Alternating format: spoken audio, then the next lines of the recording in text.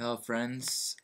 Today I want to talk about why I'm going to learn Korean because I think this summer I wanna begin my studies of the Korean language. So those are the reasons why I want to learn Korean. First of all, because it's so similar.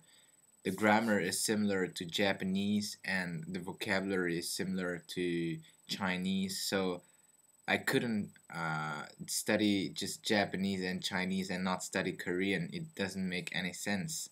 So it's normal to want to study Korean if you know Japanese and Chinese because it's kind of in between both languages. Also, the second reason is the interesting writing system because Hangul is very logical. It's very easy and you can learn it very fast. And I think they can put letters like this, and then underneath, and then two letters above, two letters underneath. I think it's a very intelligent writing system and it doesn't take a lot of time to learn how to write Korean. And yeah, the sound of Korean language is so cool. Uh, eh, Always when I listen to Japanese podcasts made by Koreans and Japanese, sometimes they speak Japanese and they forget and they switch to Korean, and I'm like, okay, I don't understand nothing. And they say, 했는데, I don't know what it means. And always, 네, 있어요. Always those things. And always I want to know what they are talking about in Korean, but it's like a secret language for me because I don't understand Korean right now. So it's kind of mysterious language right now, but it will be clearer maybe after 1 or 2 years. And yeah, I'm just curious about Korean language. And then um, yeah, if I learn Korean, I will be unique because nobody speaks Korean. Well, I don't know one. I don't know. I don't know. I don't have anybody who speaks Korean like native speakers because here you don't have a lot of Koreans, almost no Koreans in my city. I don't know why. Maybe they are more in Paris. I don't know. And one of the biggest reasons is to make friends because sometimes when friends come over here in Korean friends come over here. Well, last time, if you remember, I made an interview with my friend June. I don't remember how to pronounce his name. Korean name is very hard to pronounce. So okay, and I was talking to him in Japanese because actually he came from Tokyo, Japan, but he went to a Korean school in Japan, so he knows both languages, and I could not speak Korean, and I was like, okay, I will use Japanese because I don't know Korean, but after all, I said I just imagined how great it would be if I knew Korean and I could speak with him in Korean.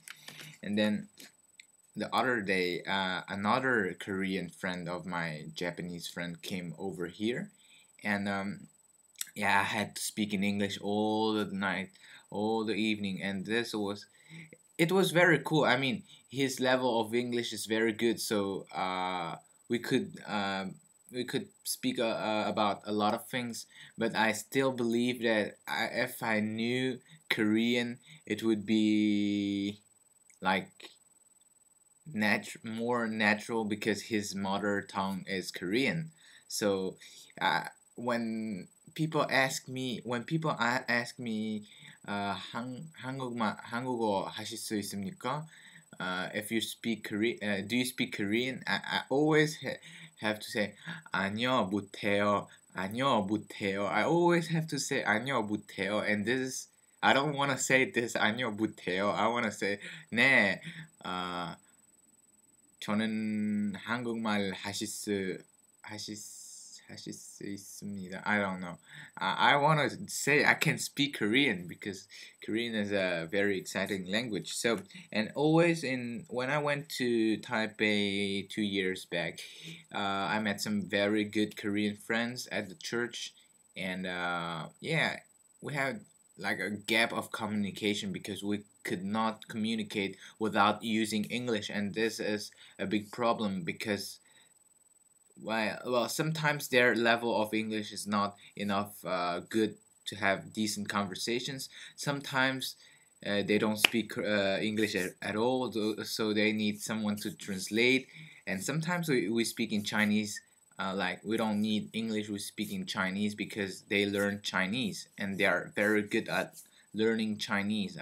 I can tell because I saw two Koreans speaking Chinese. They are very good at learning Japanese or Chinese. More Japanese because Japanese language is similar to Korean language. So yeah, yeah, and the last reason is that I want to visit Seoul, Korea, and Gyeongju, Busan, and other cities in South Korea because I think it's a very interesting country. So if I go to Japan, maybe I will also go to South Korea because it's just next to Japan, and it would be a pity not going to Japan without going to Seoul, Korea. Okay, and now why I wanted to learn Japanese. Those are the reasons why I wanted to learn Japanese because when I was in Taipei, a lot of signs were in Japanese, and I could not read this all. I could just read the kanji. I couldn't read the hiragana or katakana, and I was like, when I read Japanese, it was like, okay, find the kanjis and try to make a sense in the sentence, and you cannot make sense if you just have one kanji in the whole sentence. You cannot understand the sentence. So, and then this is once I could not read, and I wanted to know how to read in Japanese. I was also interested by the sound because Japanese doesn't have a lot of sounds, just five vowels, and they built everything on those five vowels. And yeah, I like to challenge. It's the first time I challenged a non-European language on my own. So it was the biggest challenge to know how to tackle a non-Indo-European language. I wanted to have some challenge and to know how to do it. So I didn't know how to learn Japanese. I just found my way, and I I worked very hard. Yeah, like every day, half an hour. I was studying Japanese in the public transportations, and it was very good because I was not wasting extra time. I just when I had to wait the bus, when I had to wait the tram or the subway, I just listened or read Japanese. I didn't write a lot because I know kanji from traditional Chinese because I learned Chinese in a Taiwanese school before, so I didn't have any problem with the kanji, but I had some troubles with katakana. But now it's okay, and I wanted to learn Japanese in order to communicate with Japanese without using English because it's not a good idea to use English to communicate with native Japanese people because you will have very limited conversation topics because it would be better to speak with them in Japanese because they are not exposed to English, so they are not supposed to speak English as well as European does some Europeans because yeah, we are more like or TV shows in Belgium or in Netherlands is sometimes always in English. So yeah, and then I had a lot of benefits from Japanese. I have to rush a little bit because my time is running out. Okay, I could communicate without using English. This was the ultimate goal in Japanese, try to communicate without using any English at all. And I can read a lot of books, magazines, newspaper, not newspapers because I have a lack of kanji and vocabulary. And I can make a new friends when they came when they come over here in Belgium, and I enjoy watching some dramas and listening to music, and I always learn Japanese in a funny way. Except at the beginning, I had to struggle a little bit, but after a while, it was just great.